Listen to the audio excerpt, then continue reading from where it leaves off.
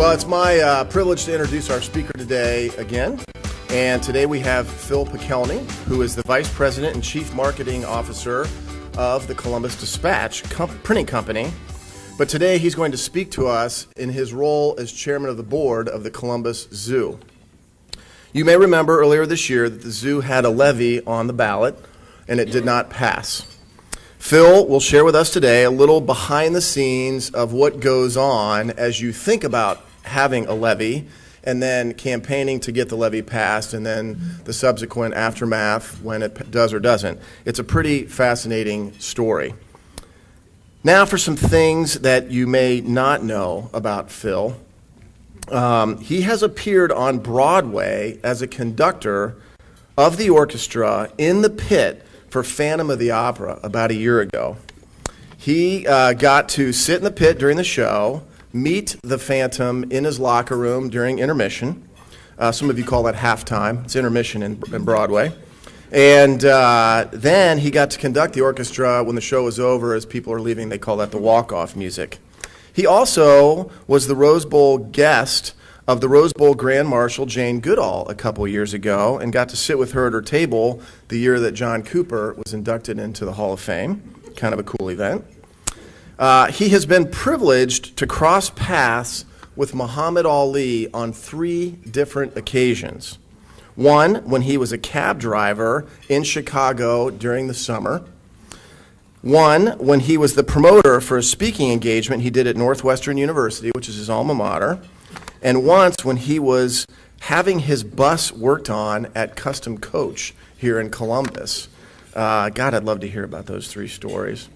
Finally, as board chair of the Columbus Zoo and Aquarium, he had the dubious honor of having had Colo, the gorilla, Colo was a gorilla, spit a mouthful of water right at him. Wow, Phil, you zoo guys have quite an initiation for your board members. Or was that a precursor to the ALS bucket challenge that we just kind of completed? Either way, please help me welcome Phil Pikelny to ColumbusRotary.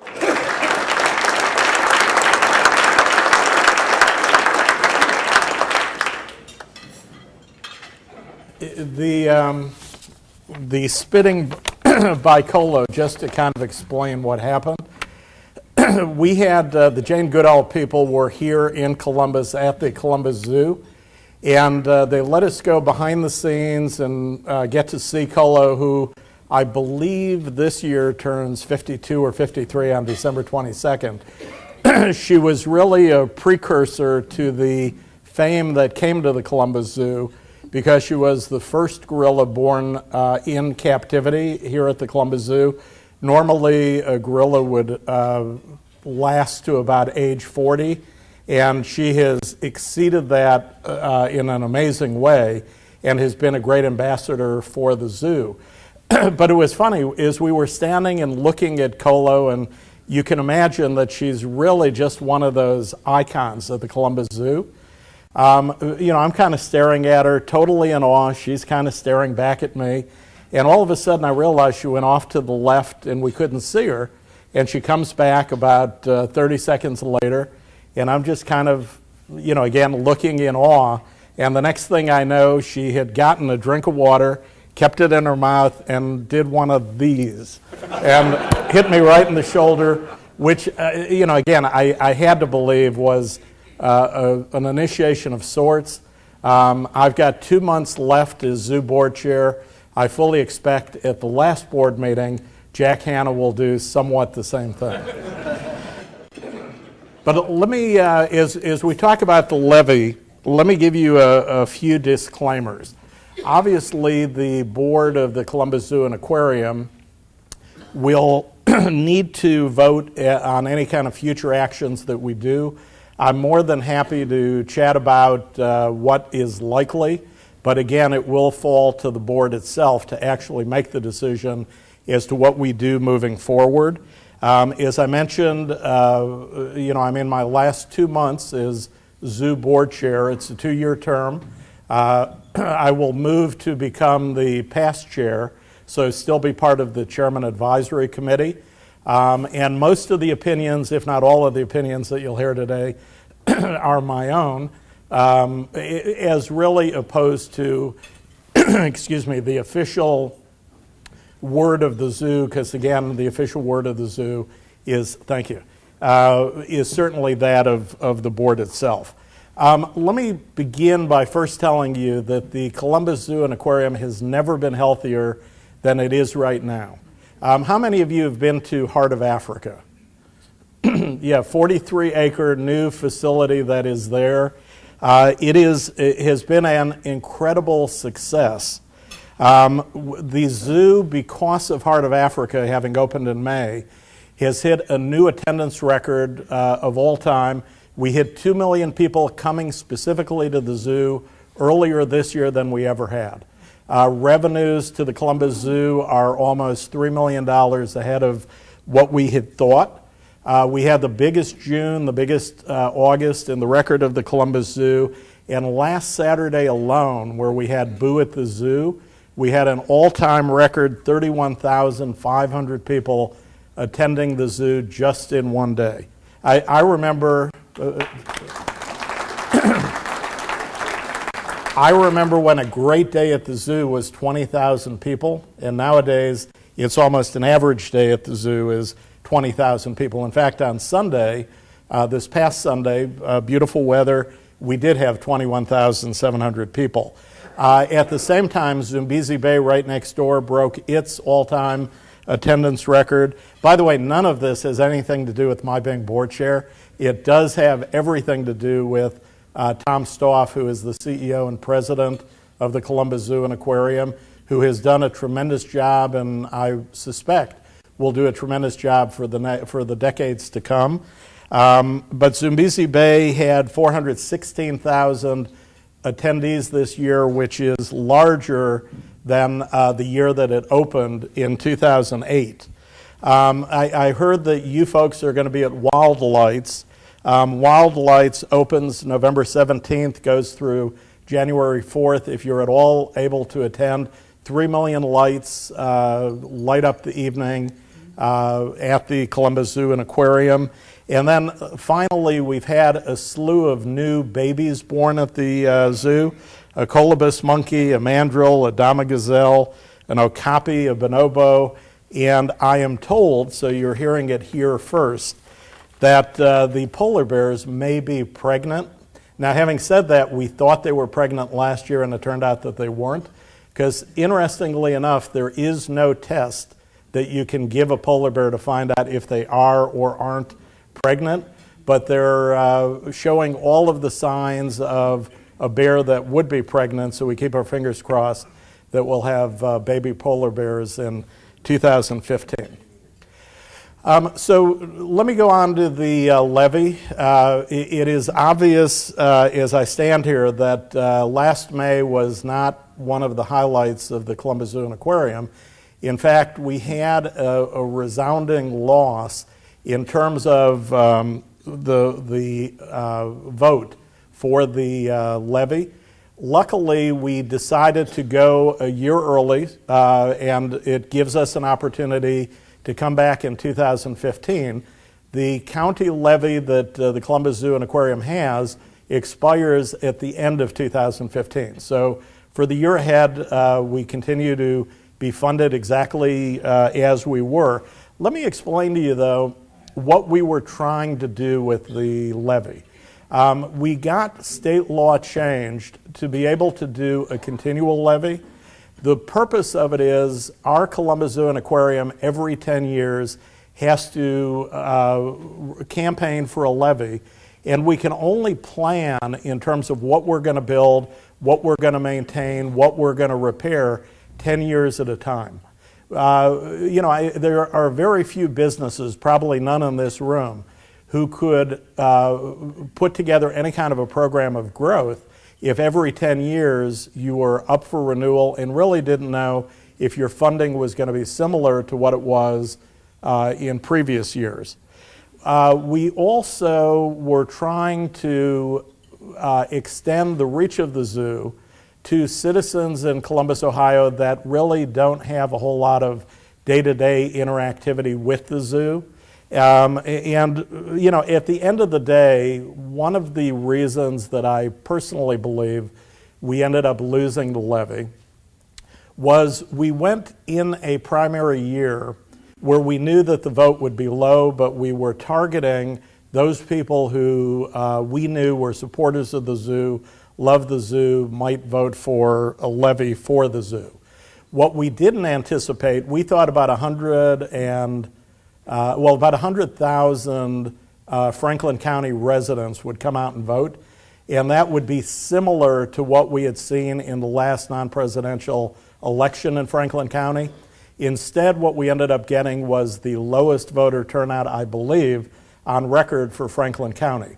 What that meant was you had all of the people who were going to the polls to vote against any tax increase, didn't matter if it was a zoo or anything else. And then we attracted very, very, very few other people to the polls to be able to vote in favor of the levy. Looking back at it, you know, was what the board did a bit of an overreach? It might have been, and I think it's a fair criticism. Certainly, you know, we listened to the voters of Franklin County. Collectively, they're a very smart group. They know what they want, they know what they don't want, and we absolutely positively respect it. So as we move toward 2015 for the renewal of that levy, which will happen, or at least the request for the levy and another vote for that levy, we will look at what we did wrong, what we see in the vote that was taken, and what seemed to not be in sync with the residents of Franklin County, and then are committed to doing a better job as we move forward. I do want to point out one thing, though. I do believe, and again, this is personal opinion, but it is backed to some degree by the Ohio Election Commission. I do think that in some regards we had dishonest opposition that came out against the zoo levy. What we learned during the course of the levy is the recovery in the area that we live has been very spotty.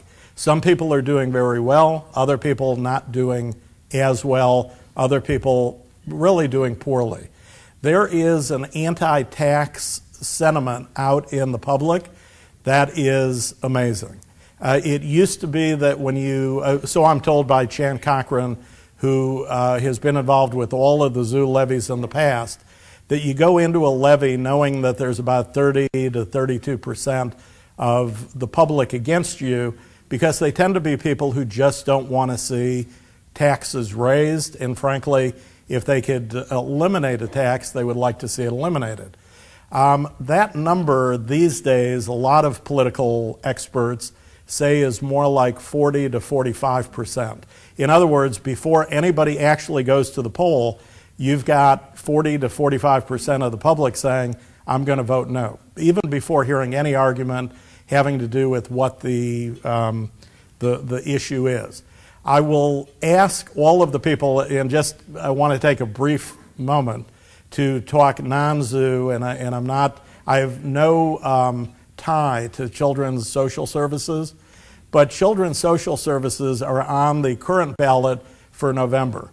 The one thing that I will tell you in this community is we need a victory. We've seen the schools go down to defeat at the polls, and there were reasons for that. We saw the zoo go down to defeat at the polls, and again, I admit there was reasons for that. But Children's Social Services has been working for over a year for the levy that is on the current ballot. They're asking for no increase. They're asking for just a simple renewal, costs nobody any additional money than what people have been paying to this point in time. And if that levy fails, this community is going to be in a world of hurt. It's going to be in a world of hurt because of the fact that the great work that Children's Social Services does in the community, and also, again, just proving to the community that if done right, and the folks at Franklin County Children's Services have done everything right, if done right, it would be good for this community to pass a a renewal of a tax levy.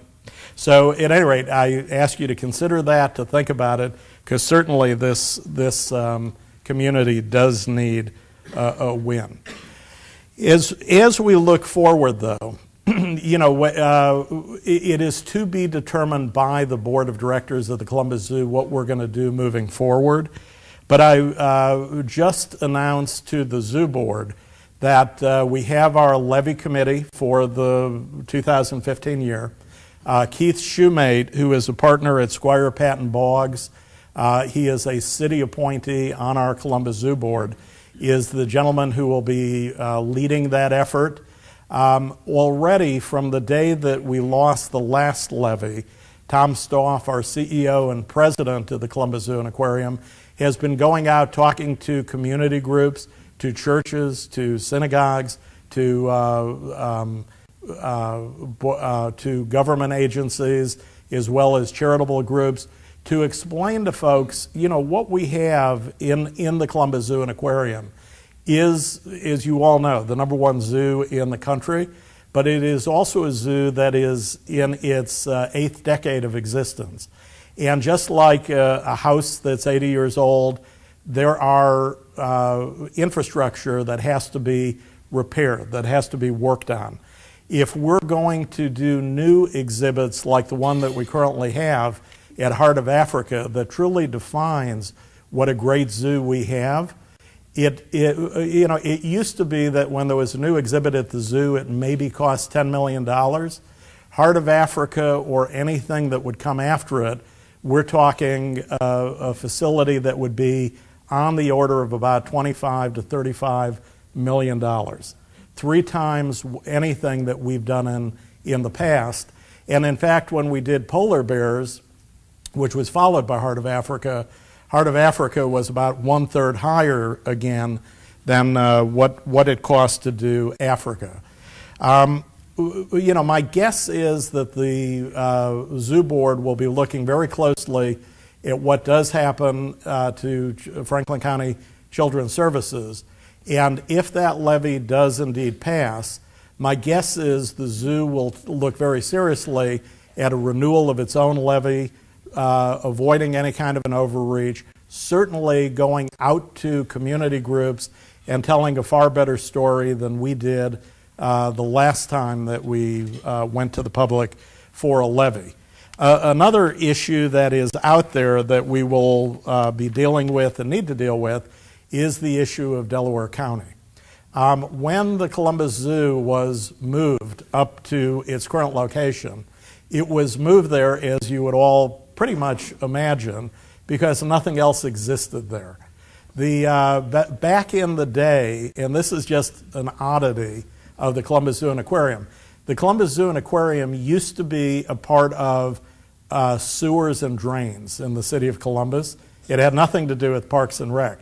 In fact, Jack Hanna tells the story when he was hired as the new zoo director, and I think the Columbus Dispatch, my employer, had a board chair who was responsible at the time to getting Jack here. But Jack flies into Columbus, he gets in a cab, he says, "Take me to the Columbus Zoo." And the cab driver says, "We don't have no zoo here. Somebody's pulling your leg." And he goes, "I hope not, because I was just hired to be the new zoo director." And the cab driver was adamant that there was no Columbus Zoo to be found. And indeed, again, because it was under sewers and drains, it was up by the O'Shaughnessy Dam, that's where they happen to have land. The evolution of the zoo and obviously the spectacular growth of Delaware have sort of coincided. Both have had explosive growth, but it gives us a very weird situation of the Columbus Zoo and Aquarium being on Columbus City land. It is part of Columbus, just like where we all are sitting and standing right now. However, it happens to be surrounded by Delaware County. And there is a misconception that somehow Delaware gets a free ride. They don't get a free ride because all of the fire services, ambulance services, police services have to be supplied by Delaware County or by the township, Liberty Township, up by the zoo. In Franklin County, those expenses aren't involved. Now, Franklin County residents do pay or are gracious enough to give the zoo a levy. But what you will also find out come next year is while the admission prices will go up for the Columbus Zoo, because they have to, there will be no change in what Franklin County residents 7 days a week pay for the Columbus Zoo. Those of folks who do live up in Delaware County will not be sort of exempt from that increase. By the same token, though, the zoo needs to get with the officials in Delaware County, get with our officials in Franklin County, and figure out, because it's very difficult for citizens to understand why their Columbus Zoo is up in Delaware County. You can explain all of the minutiae that you want as to why that's the case, but the simple fact of the matter is, especially during an election, nobody's listening to what you have to say. They're voting on 10-second sound bites and the emotion of, do we have a tax levy, do we not? With that, if there are any questions that I can answer regarding the levy, either future, past, whatever, more than happy to do it. Yes? Why don't you have 3 levies? And wouldn't the citizens of Delaware be as anxious to support the zoo as we are in Franklin County? And whatever county the Wilds is in should be equally interested. Yeah, and that is a very, very good, fair point for anybody to make. But what the reality and the fear would be that if you have, and let's just deal with Franklin County and Delaware County, if those 2 counties each had their own levy, it is very easy for the voters in one to say, I'll let the other guys do it, and the voters in the other county say, I'll let those guys take care of it. And what ends up happening is then you have 2 levies on a ballot, neither one of which pass. There's a number of us who believe that doing some kind of a joint, some kind of a joint program where both residents in both area together are voting on something is probably the better way to do that. But it will be, and there will be a group that we'll have at the zoo that will be looking at this and studying this because we are way overdue to take a look at it. In fact, Chan Cochran tells me Delaware has been an issue from day one when the levy first went on the Franklin County ballot, but it just never rose to the occasion that the latest election brought it to. So it is something we will look at, something we will deal with. I doubt it will be decided within the next year of exactly how to tackle that issue, but I will guarantee you that it will within the coming 3 to 5 years, so that if Franklin County is kind enough to vote renew the levy for the zoo, we will get this solved by the time a next levy renewal comes around. Are there plans for a large-scale development proposal following the Africa proposal? Yeah, it's funny. Africa is only 1/3 of the land that we have for Africa. Only 1/3 has been developed. So we've got 2/3 yet to go. North America, which is the oldest part of the Columbus Zoo and Aquarium, is in bad need of refreshing and redesign. So that would be a major sort of piece of work. Tom Stoff is in the final stages, which is something we should have done prior to the last levy. But Tom Stoff is in the final stages of putting together the strategic plan. But again, our difficulty becomes if we get a levy passed in 2015, we will have revenue for the next 10 years. So banks will look at us as we try to get money for the future work and the future projects that we plan to have, and they're only going to see 10 years of protection in terms of whatever kind of money they might loan. So, but again, that's going to be our reality. We recognize that perfectly fine. and we will deal with it because the voters have asked us to deal with it, and we'll be happy to do that. Yes. Will you make the mistake of seeking a permanent levy again? I strongly doubt it. You know, one thing I would mention, and again, you heard the reason why we felt that permanent was fair. I don't know how many of you realize that the Columbus Public Library has a permanent levy. In fact, there's a number of public entities out there that do have permanent levies.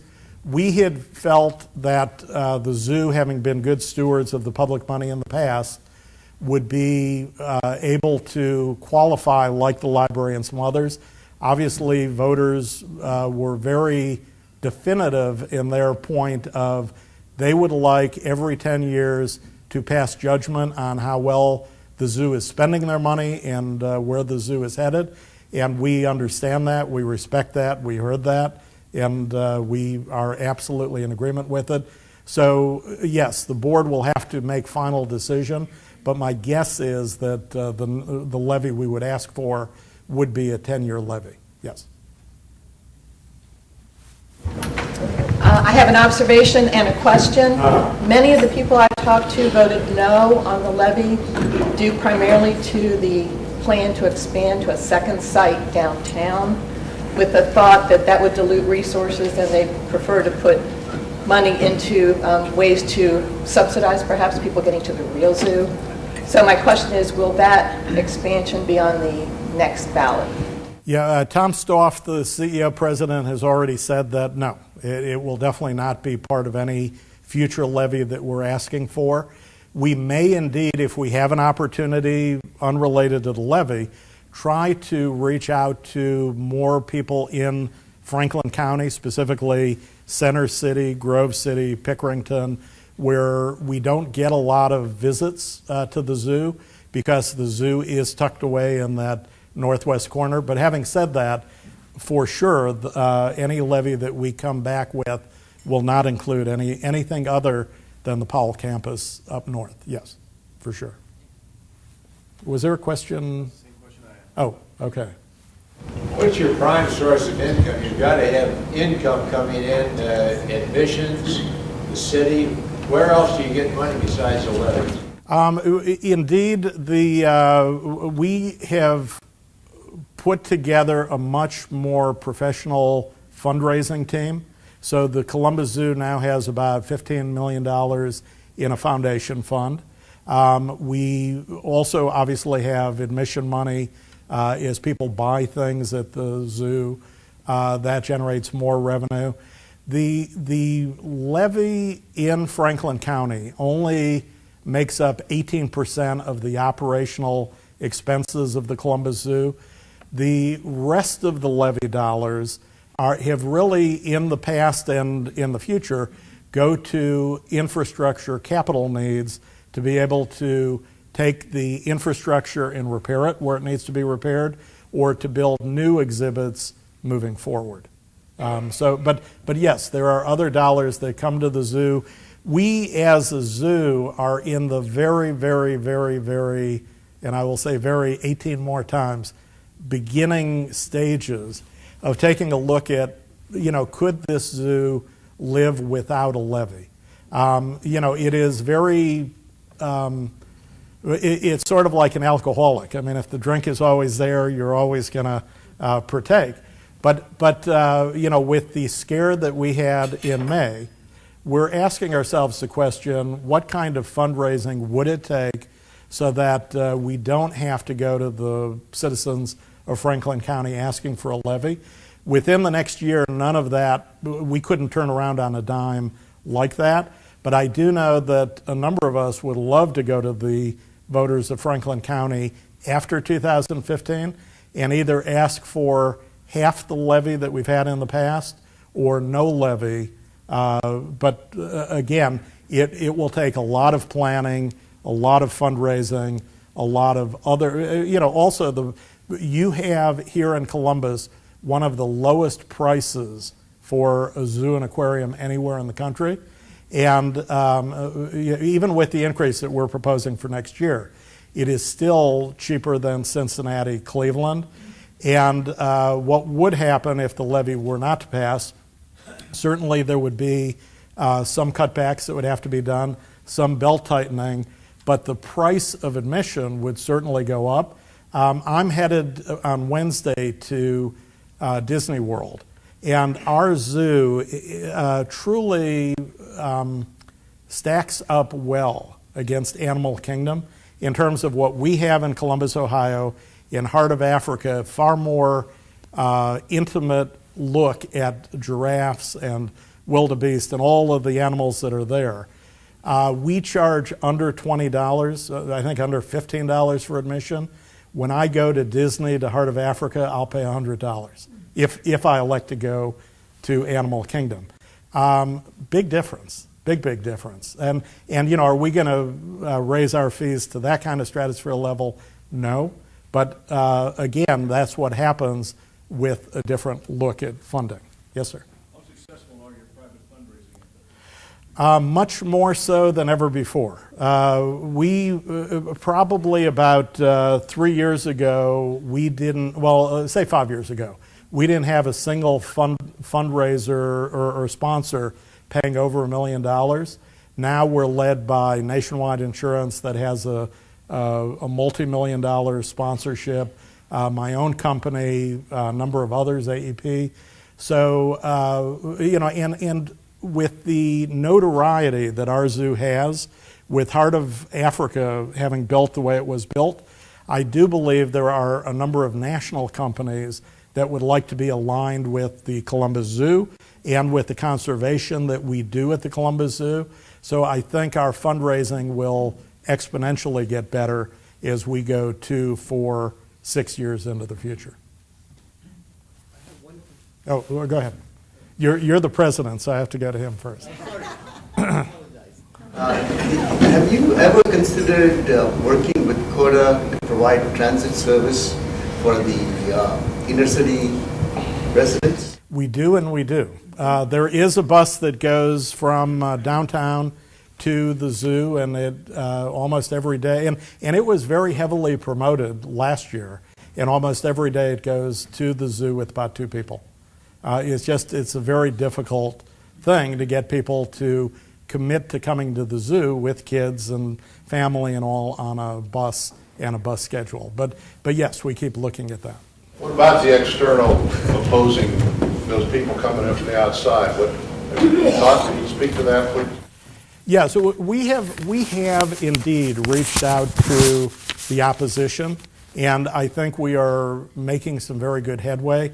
I do want to, and this is going to be a very personal point that I'm going to make, but what is very true about the May election is we went to the Ohio Election Commission because there was information that people voted or made the decision of their vote that was just patently false. One of that was a lot of veterans who were told in campaign literature that the Columbus Zoo was tearing down Veterans Memorial and building in its place a new zoo. Well, that could not be more false than anything. Where the zoo was going to go was a complete other side of the Scioto Peninsula, and we have nothing to do with the Veterans Memorial. We stood in front of the Ohio Election Commission, made our case. The Election Commission indeed said, in a unanimous verdict, that the people who were opposing the zoo levy had lied, knew they were lying, and after they knew they were lying, continued distributing those materials. Here's the problem. If you've been following in the Columbus Dispatch, which I hope you all subscribe to, by the way, you know that the Supreme Court overruled the state law that prohibits lying in elections, meaning that now any candidate or any issue group can say anything they want, and the Ohio Election Commission is out of business, and you're going to depend on the media to help decipher what's true, what isn't, because you can't be found guilty of lying anymore, which seems like a very odd way to do elections, but nonetheless, it is what it is. Just to make a little plug for you, at Christmas time, the memberships for the zoos just make great and very affordable gifts for, I know that my niece and nephew put me on their family membership, and it didn't cost them hardly anything, and we got a whole summer's worth of pleasure out of that. So I would plug as Christmas is coming, I would plug. You're becoming president here, right? But I agree with you. For the past 4 years, I've given people on my staff gifts that I bought from the Columbus Zoo because they are very reasonably priced, and people love the Columbus Zoo. But so. The membership is yeah. what is really... Yeah, but thank you. Thank you. I appreciate it. Last question? You mentioned that the levy accounted for 17-18% of the total budget. What is the dollar value of the levy? The levy funds that currently come to the zoo, and if we renewed it, that would be coming to the zoo, would be $18 million a year. And it's a 10-year levy, so over the course of the 10 years, it is, I just want to emphasize this, because we will be coming back to the public and we will be talking to you again. It is the smallest amount of money coming from the total property tax bill that you have comes to the Columbus Zoo. There is no part of property taxes that Franklin County residents pay that is any less than the $18 million that goes each year to the zoo. And that money returns in terms of economic value, in terms of employment, in terms of tourism, travel, far more than the money that Franklin County residents give to the zoo. But, last May, you would not have believed what I just said, because that wasn't the debate. The debate was on a whole bunch of other very weird issues. So, but thank you. I appreciate the time. I will tell you, I hope, this has been educational. I hope this has been informative. Next time, I implore you to have Tom Stoff be your speaker, because he comes with slides and animals, and he's a lot more fun than a zoo board chair. So thank you. Thank you. Thank you, Phil. Thank you. Very interesting and appreciated. And my grandchildren and me, thank you for the wonderful zoo. And here is a gift from Argo and Laney for coming and speaking for us. Well, thank you. Thank you. Thank you very much. Join us next week for Dr. Dan Ross, who will speak about high school athletics.